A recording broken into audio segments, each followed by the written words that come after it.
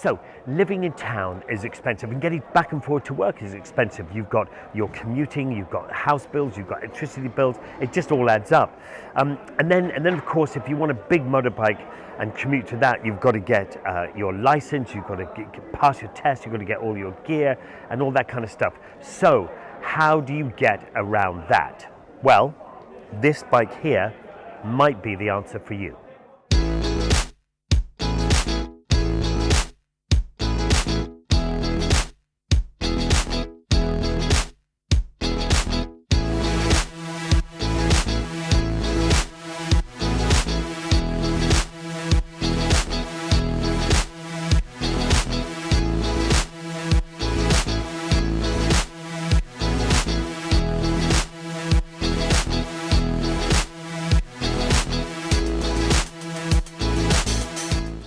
So welcome to another bike review with me, Charley Boorman, and the Maeving RM1.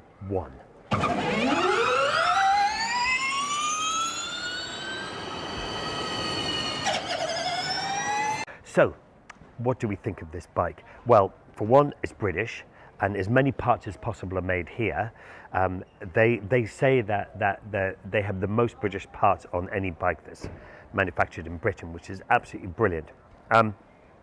They also have looked back in the past and thought what looks good and what do they like and what inspiration can they take, and they took it from the flat trackers and the sort of 50s and 60s cafe racer, and you can sort of see that in the way it's built.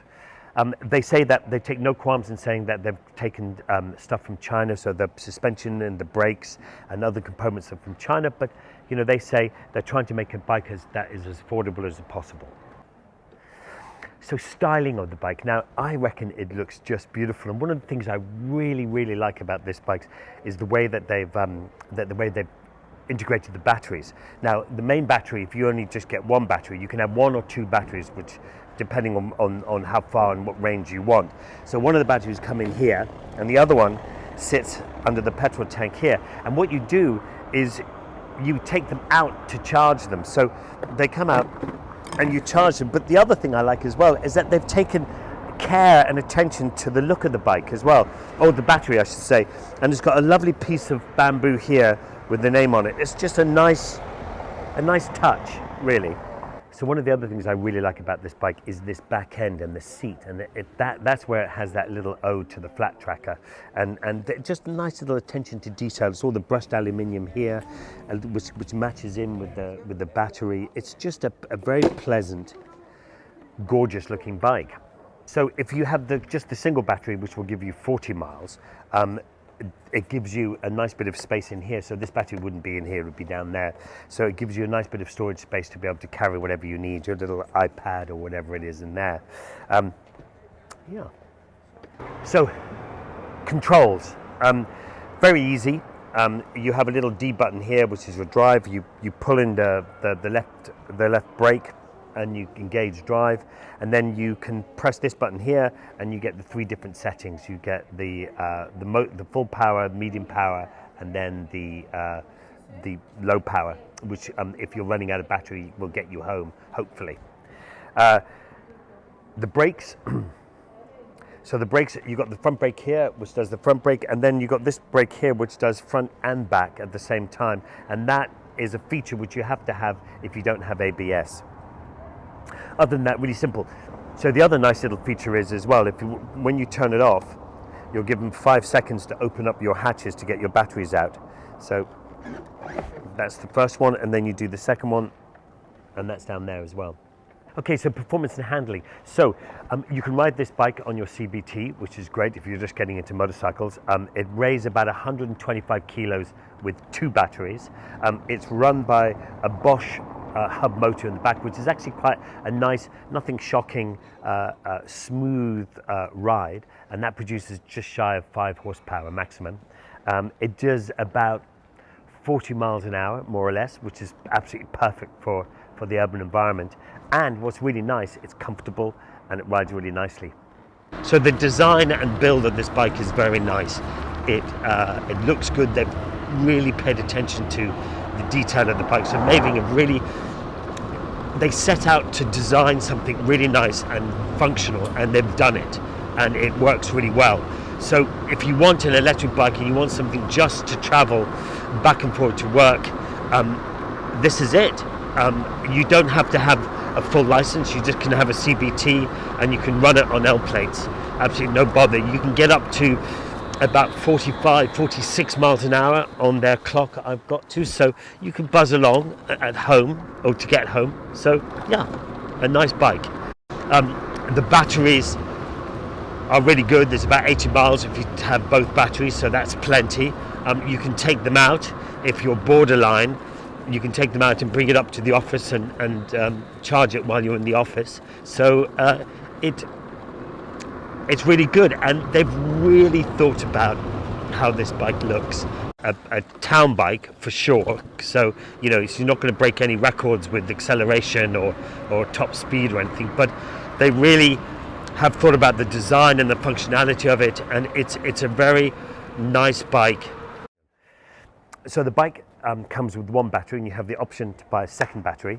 It takes about 3 hours to go to 80% and 4 hours to be full, which will give you about a 40-mile range.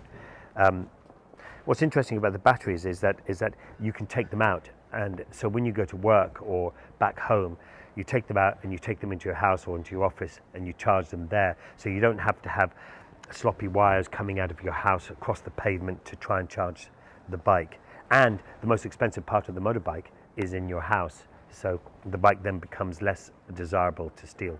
So the all-important question, how much does it cost? So it costs just shy of £5,000 with one battery, and just shy of £6,000 if you take two batteries, which actually is not such a bad price when you think about it, and for what you're getting, and you're buying sort of British.